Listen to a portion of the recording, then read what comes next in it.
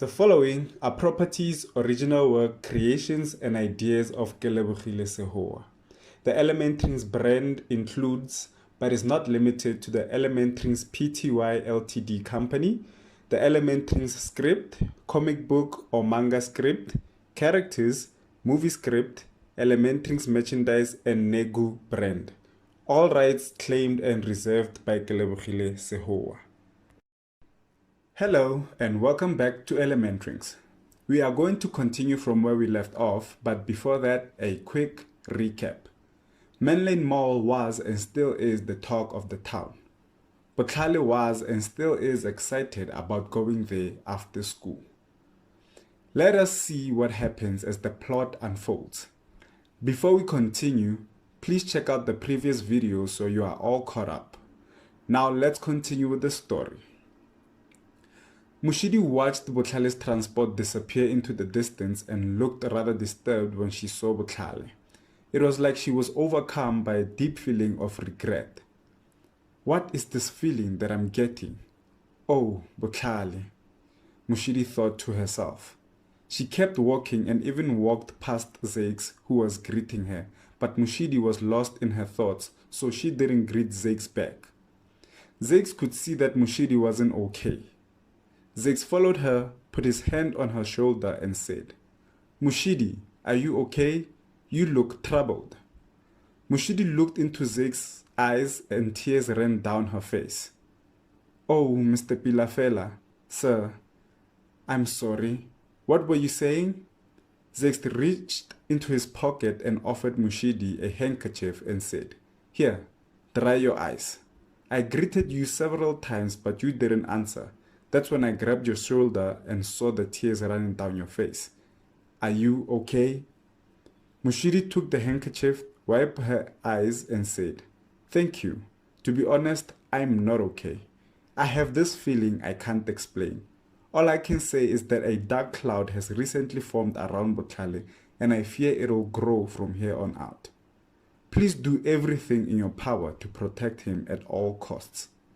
We might not be best friends, but he's my realest friend and I care about him." Zakes had a frightened expression on his face. "I'll do as you say, Moshidi. Thanks for caring about my son. He's lucky to have a big sister and a real friend in one person," Zakes said. Moshidi turned around and walked back home. "Moshidi, wait. School is that other way. Where are you going?" Zakes asked. Moshidi replied, "I'm going back home to sleep. I can't deal with what I'm seeing and I needed to go away."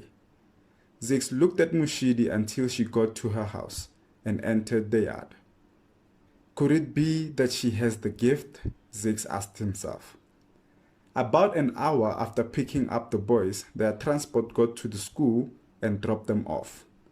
Botlhale stood at the gate and looked at the school's name and read it to himself. Pitori Primary School. Tlhalefang saw his brother looking at the school's gate and asked, "What's wrong, big bro?" Botlhale replied, "Nothing's wrong, baby bro. I was just thinking how I wouldn't know about Menlyn Mall if we didn't go to the school. I just love this place." Tlhalefang replied, "I know what you mean.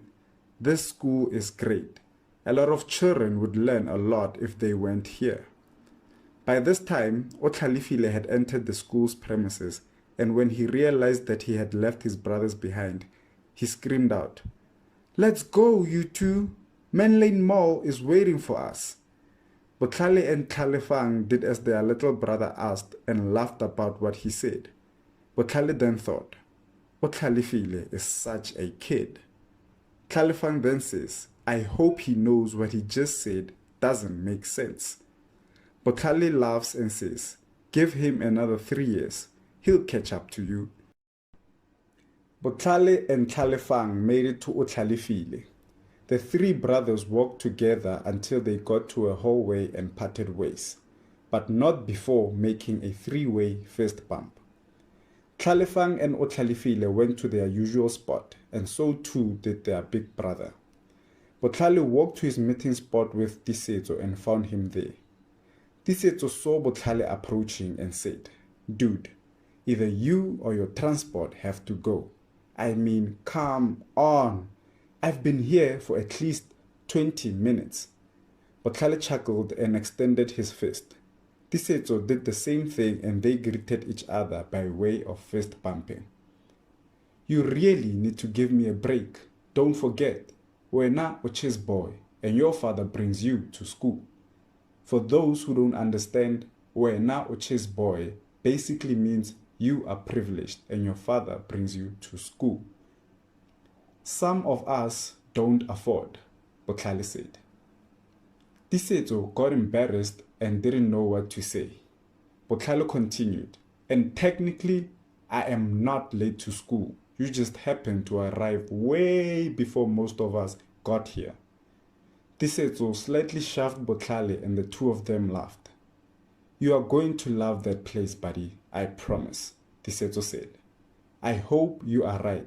I mean, I've waited to go there for so long. What if it doesn't live up to my expectations? Botlhale asked. Tisetso looked at Botlhale with a weird expression and said, It's okay to ruin Menlyn Mall for yourself, but don't ruin it for the both of us. I won't accept it. Botlhale laughed. As he was laughing, Mendy came and sat with them. Care to share the joke? Mendy asked. As soon as Botlhale heard Mendy's voice, he froze and immediately stopped laughing. Tisetso picked up on what was going on and thought to himself, maybe I should give them some space. He took his backpack and as he was about to stand up, Botlhale made a squealing voice. For some reason, Tisetso understood and he remembered how he promised to always have Botlhale's back, no matter what. Think, Tisetso, think. Tisetso thought to himself, but he too couldn't find anything to say. Now the boys were both quiet, not saying a word to Mendy or each other. The bench they were sitting on was drenched with awkward silence. Now all three of them were frozen. Mendy had the guts to just stand up and leave without saying a word. And moments after she left, Botlhale and Tisetso both unfroze. Tisetso then punched Botlhale on the shoulder. Ouch! What was that for? Botlhale asked. That's for your contagious cold-footedness. I can talk to girls. Not talking to them is your thing. Leave me out of it, Tisetso says while grabbing his backpack and walking away. Botlhale, who was still rubbing his shoulder, trying to make himself feel better, screams out. Now where are you going? Tisetso shouts. To class! Botlhale then shouts. But the bell hasn't... Before he could finish his sentence, the bell rang. And that's the end of the 10th release. Leave a comment telling us which has been your favorite video so far. Turn on your notification bells so you'll always catch the latest video when it drops. And remember, don't be afraid to theorize on what might happen in the story's future. Don't be afraid to interact with one another or me in the comment section. Thank you for tuning in and bye for now.